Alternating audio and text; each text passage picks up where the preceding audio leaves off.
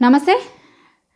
నిన్న హైకోర్టులో రేవంత్ రెడ్డికి కొంత ఎదురుదెబ్బ తగిలిందనే చెప్పుకోవచ్చు. ఎందుకంటే ఫార్ములా ఈ కార్ రేస్‌కి సంబంధించినటువంటి దాంట్లో కేటీఆర్ పైన ఏసీబీ కేసు నమోదు చేసింది. ఆ ఏసీబీ కేసుకి సంబంధించి కేటీఆర్ నిన్న క్వాష్ పిటిషన్ వేసిర్రు హైకోర్టులో. అయితే ఆ పిటిషన్ మీద చర్చలు జరుగుతున్నప్పుడు అసలు ఇందులో ఏముంది, ఏం విచారణ చేసిర్రు, మీరు విచారణ చేయకుండానే ఎందుకు ఇంతవరకు వచ్చింది అని నిన్న కోర్టు కొన్ని ప్రశ్నలు వేసింది. దానికి కొంత ప్రభుత్వం సైడ్ నుంచి ఆన్సర్ లేనట్టుగానే కనిపించింది. దానివల్లే రేవంత్ రెడ్డికి ఎట్లా అయినా సరే నిన్నటికి నిన్న అసలు కేటీఆర్ మీద కేసు పెట్టి కనీసం నోటీసులు కూడా ఇవ్వకుండా డైరెక్ట్ అరెస్ట్ చేస్తాము అనే ప్రచారం కూడా చేసిర్రు కొంత ప్రభుత్వం వైపు నుంచి. ఎందుకంటే ప్రభుత్వం ఎప్పుడు కూడా ఏది అఫీషియల్గా చెప్తలేదు. మనం చాలా సందర్భాలలో చాలా సార్లు చెప్పుకున్నాం. కాంగ్రెస్ పార్టీ ప్రభుత్వాన్ని ఏర్పాటు చేసిన తర్వాత ఈ రోజు వరకు కూడా చాలా ఇష్యూస్ మీద అంటే బయటికి ఒక లీకులు ఇచ్చే వార్తల్ని చేసుకుంటూ వచ్చిర్రు వాళ్ళు చాలా రోజుల నుంచి కూడా. సో ఈ ఫార్ములా ఈ కార్ రేస్కి సంబంధించినటువంటి దాంట్లో కూడా కేటీఆర్ని ఇంకా ఇప్పుడు అరెస్ట్ చేయబోతున్నారు. అసెంబ్లీ అయిపోయిన తర్వాత సాయంత్రానికి అరెస్ట్ చేస్తారు, అసెంబ్లీ సెషన్స్ అయిపోయిన తర్వాత అరెస్ట్ చేస్తారు, ఇట్లా ప్రచారం నడిచింది. సో ముందు రోజు నాడు కేసు నమోదు అవడమే తరువాయి ఇంకా తెల్లారి రోజు డైరెక్ట్ అరెస్ట్ చేస్తారు అనేటువంటి వాదనలే వినిపించినాయి. ప్రభుత్వం అట్లా లీకులు ఇచ్చింది. దాంతోపాటు ఇంకొక వర్షన్ని కూడా కొంత బలంగా చెప్పిర్రు. గతంలో ఏపీలో చంద్రబాబు నాయుడుని అరెస్ట్ చేసినప్పుడు ఇట్లనే అసలు నోటీసులు కూడా ఇవ్వకుండా డైరెక్ట్ అరెస్ట్ చేయలేదా, అట్లనే ఇక్కడ కేటీఆర్ విషయంలో కూడా ప్రభుత్వం అదే చేయబోతోంది అనేటువంటి లీకులు కూడా కొన్ని ఇచ్చిర్రు. సో నిన్న కేటీఆర్ కోర్టుకు పోయిర్రు క్వాష్ చేయాలని.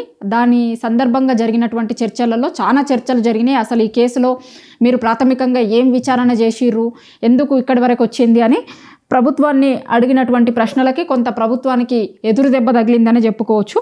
సరైనటువంటి సమాధానాలు చెప్పలేదు. అయితే ఈ కేసు అంతటిని కూడా దగ్గర నుంచి చూసినటువంటి లాయర్తో మనం మాట్లాడదాం. ఇప్పుడు ఒకసారి అడ్వకేట్ మోహిత్ రావు గారితో మాట్లాడదాం. ఆయన్ని ఫోన్లోకి తీసుకుందాం. అసలు నిన్న ఏం జరిగింది, కోర్టులో వాదనల సందర్భంగా కావచ్చు, ఏం చెప్పింది అనే అనేక ఇష్యూస్ పైన మనం ఒకసారి అడ్వకేట్తో మాట్లాడదాం. Hello, yes madam. Mohit Rao గారు, నిన్న హైకోర్టులో కేటీఆర్ వేసిన క్వాష్ పిటిషన్ మీద ఏం జరిగిందండి? అసలు ఆ కేసు సందర్భంగా జడ్జి ఏమన్నారు, వీళ్ళు ఏం వాదించారు, అసలు ఆ కేసు గురించి మీరు చాలా రోజుల నుంచి స్టడీ చేస్తున్నారు కదా, అసలు ఆ కేసు ఏంటండి ఒకసారి చెప్తారా? మేడం, ఫస్ట్ ఏసీబీ వాళ్ళు ఒక ఎఫ్ఐఆర్ రిజిస్టర్ చేయడం జరిగింది. ఎఫ్ఐఆర్ నిన్న 18th రోజు 5:30కి రిజిస్టర్ చేయడం జరిగింది. సో 18th రోజు 5:30కి వాళ్ళ కంప్లైంట్ వస్తే 19th రోజు రిజిస్టర్ చేయడం జరిగింది. సో ఏ కంప్లైంట్ సెక్షన్స్ మీద అంటే 13(1)A red with 13(2) of PC act, prevention of corruption act, and section 409 and red with 120B of IPC, Indian penal code.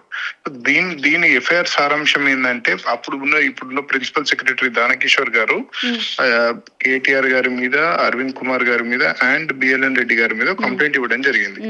అప్పుడు జరిగిన ఫార్ములా ఈ రేస్ లో అవకతవకలు అయినాయి and 54 crores and odd amount వేరే కంపెనీకి తరలించారు. సో ఇది కరప్షన్ కేసు కిందకి వస్తుంది అని చెప్పి వాళ్ళు ఎఫ్ఐఆర్ నమోదు చేయడం జరిగింది.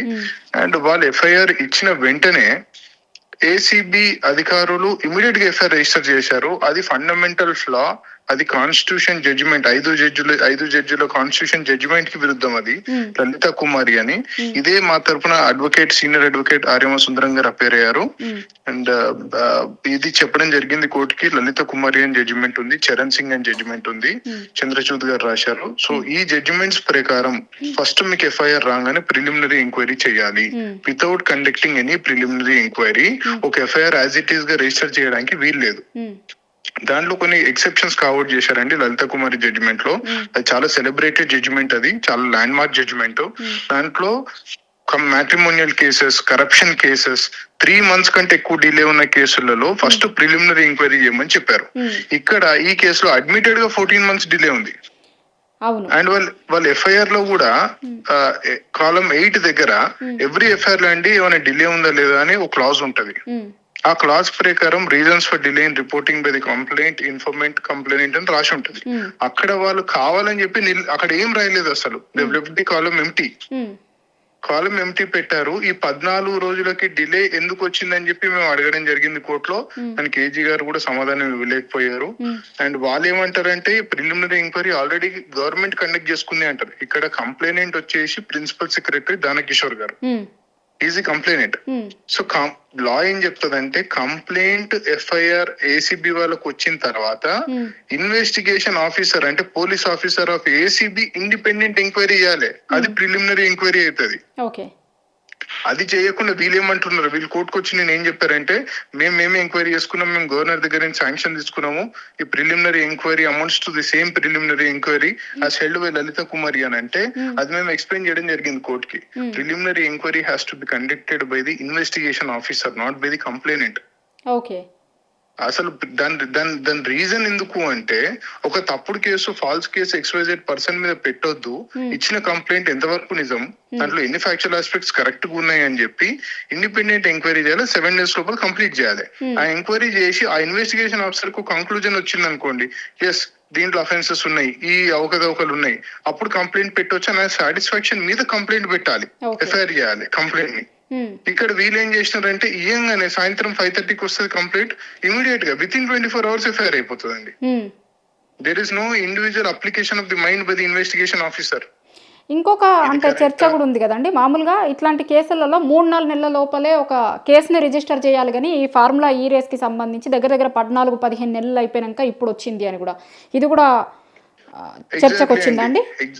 ఎగ్జాక్ట్లీ. ఇట్లాంటి కరప్షన్ కేసెస్ లో గవర్నమెంట్ క్విక్ ఉండాలి. సరే ఈవెన్ ఒకప్పుడు వీళ్ళు చేశారు, ప్రీవియస్ డెసిషన్ బ్యాడా, కరెక్ట్ డెసిషనా, తప్పు డెసిషన్, ఇవన్నీ పక్కన పెడితే మనం డిసెంబర్ లో రిజల్ట్స్ వచ్చాయి, న్యూ గవర్నమెంట్ ఫామ్ అయింది. అప్పుడు ఇమీడియట్ గానే గవర్నమెంట్ యాక్షన్ తీసుకునేది ఉండే. 1 year ఎందుకు ఆగడం జరిగింది? ఆ డిలేకి నో ఎక్స్ప్లెనేషన్. అసలు ఒక పర్సన్ రెప్యుటేషన్ ని మెలైన్ చేయాలనే ఉద్దేశంతో ఎఫ్ఐఆర్ పెట్టడం జరిగింది. There is no reason for the delay.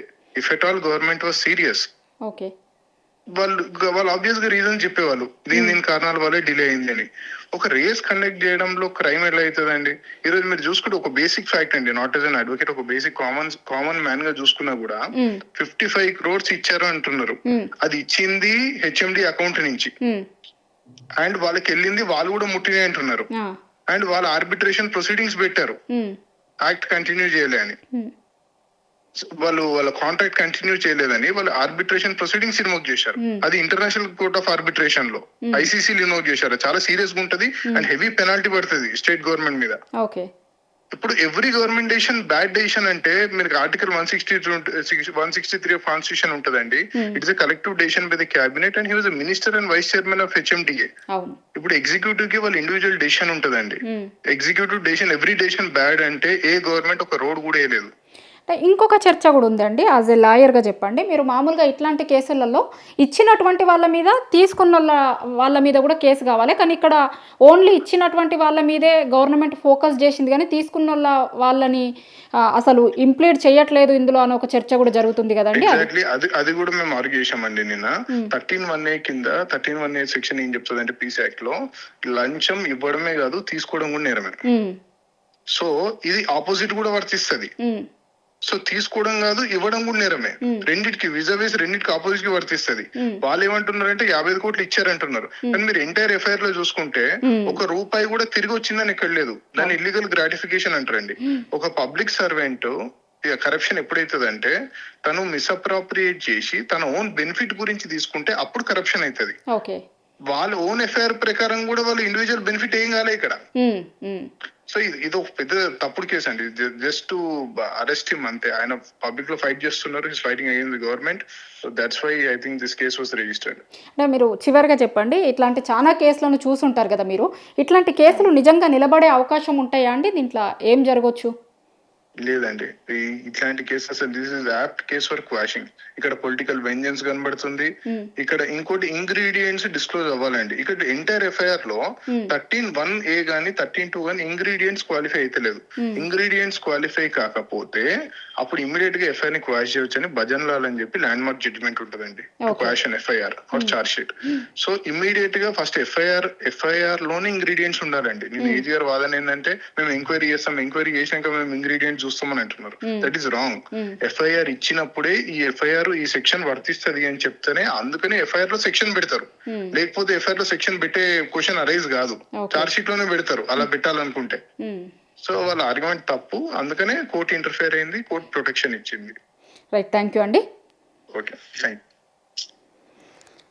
ఇది నేను చెప్తుంది ఏంటి అంటే నిన్న క్వాష్ పిటిషన్ సందర్భంగా చాలా ఇష్యూస్, చాలా ఇంపార్టెంట్ ఇష్యూస్ పైన డిస్కషన్ జరిగింది అంటున్నారు. ఎందుకంటే మామూలుగా ఇట్లాంటి కేసులు నిజంగా అక్కడ ఏదో జరిగింది అని కనుక గవర్నమెంట్ అనుకుంటే, గవర్నమెంట్ వచ్చింది డిసెంబర్లో కాంగ్రెస్ పార్టీ, టీఆర్ఎస్ పార్టీ ప్రభుత్వం పోయి కాంగ్రెస్ పార్టీ అధికారంలోకి వచ్చింది. అధికారంలోకి వచ్చినాక ఇమీడియట్గా ఏమైనా జరిగింది అనుకుంటే కనుక 4 నెలల టైంలలోనే కేసుకి సంబంధించి కేసు మీద ఇన్వెస్టిగేషన్ చేయాలి. కానీ దగ్గర 14 నెలల టైం తీసుకున్నారు అంటేనే దీంట్లో ఒక పొలిటికల్ ఈక్వేషన్స్ కనిపిస్తున్నాయి. ఆయన ప్రజాక్షేత్రంలో కాంగ్రెస్ పార్టీ పైన ఫైట్ చేస్తున్నారు కాబట్టి ఎట్లా అయినా సరే జైల్లో వెయ్యాలి అనేటువంటి దానిపైన ఈ కేసును ముందుకు తీసుకొచ్చిరు అనేటువంటిది కనిపిస్తుంది. ఎందుకంటే నిజంగా ప్రభుత్వానికి చిత్తశుద్ధి ఉంటే, ప్రభుత్వం నిజంగా దాంట్లో ఏదో జరిగింది అవినీతి అనుకుంటే కనుక 4 నెలల్లోగానే కేసు వేయాల్సి ఉండే. కానీ 4 నెలల్లో వేయలేదు. దగ్గర సంవత్సరం అయిపోయింది. పోయిన డిసెంబర్లో కాంగ్రెస్ పార్టీ అధికారంలోకి వచ్చింది. ఇప్పుడు డిసెంబర్ నెలలో ఉన్నాం. సో ఇన్ని నెలలు ఎందుకు ఆగింది ప్రభుత్వం అనేటువంటి దానికి ప్రభుత్వం నుంచి ఒక స్పష్టమైనటువంటి సమాధానం లేదు అనేటువంటిది అడ్వకేట్ చెప్తున్నారు. దాంతోపాటు ఇంకొక మెయిన్ ఏంటి అంటే, ఎప్పుడైనా సరే అవినీతి జరిగింది అని చెప్తున్నారు. అవినీతి ఎవరు చేసిర్రు ఇక్కడ, సరే వాళ్ళు అనుకున్న దాని ప్రకారం కేటీఆర్ వాళ్ళకి డబ్బులు ఇచ్చిర్రు అనేటువంటిది చెప్తున్నారు. ఈయన ఇచ్చినప్పుడు అక్కడ తీసుకున్నటువంటి వాళ్ళ మీద కూడా కేసు చేయాలి కదా. కానీ అక్కడ కేసు చేయకుండా కేవలం ఇక్కడ మాత్రమే కేసు చేసిర్రు. ఇది ఎట్లా నిలబడుతుంది అనేటువంటిది కూడా ఇంకొక ప్రశ్న. సో చాలా ప్రశ్నలు ఉత్పన్నమవుతున్నాయి దీంట్లో, ఈ కేసులో ప్రత్యేకించి. ఇంకొకటి, అసలు ఎవరికి ఇచ్చిర్రు, అవి పర్సనల్గా వేరే వాళ్ళ జేబులకు పోయినాయి అంటే కాదు, అక్కడ ఎవరు తీసుకున్నారు అనేటువంటిది కనిపిస్తుంది. దాన్ని ప్రభుత్వమే చెప్తుంది, ఇక్కడ నుంచి పైసలు ఇక్కడికి పోయినాయి అని. ఇవన్నీ కళ్ళ ముందు కనిపిస్తున్నప్పుడు ఇంకా దాంట్లో అవినీతి ఎక్కడుంది అనేటువంటిది లాయర్ల సైడ్ నుంచి వస్తున్నటువంటి ప్రశ్న. దీనిపైనే నిన్న కేటీఆర్ క్వాష్ పిటిషన్ వేసిన సందర్భంగా కూడా కోర్టులో జరిగినటువంటి వాదనలు కూడా కొంత ప్రభుత్వానికి మీరు అసలు ఎందుకు ఈ కేసు ఇన్ని రోజులు ఎందుకు డిలేట్ చేసిరు అనేటువంటిది కావచ్చు, ఇంకా అడిగినటువంటి క్వశ్చన్స్కి వేటికి ప్రభుత్వం దగ్గర సరైన సమాధానం లేదు అనేటువంటిది మాత్రం మనకి చాలా స్పష్టంగా కనిపిస్తుంది. ఎట్టి పరిస్థితుల్లో ఖచ్చితంగా నిన్నటికి నిన్న జైల్లో వెయ్యాలి అని రేవంత్ రెడ్డి అనుకున్నటువంటి ప్లాన్ తిరగబడ్డట్టే కనిపిస్తుంది. వారం రోజుల పాటు కేటీఆర్ని అరెస్ట్ చేయొద్దు అని, మీరు కావాలంటే విచారణ చేసుకోండి కానీ అరెస్ట్ చేయొద్దు అనేటువంటిది నిన్న చాలా స్పష్టంగా కోర్టు చెప్పింది.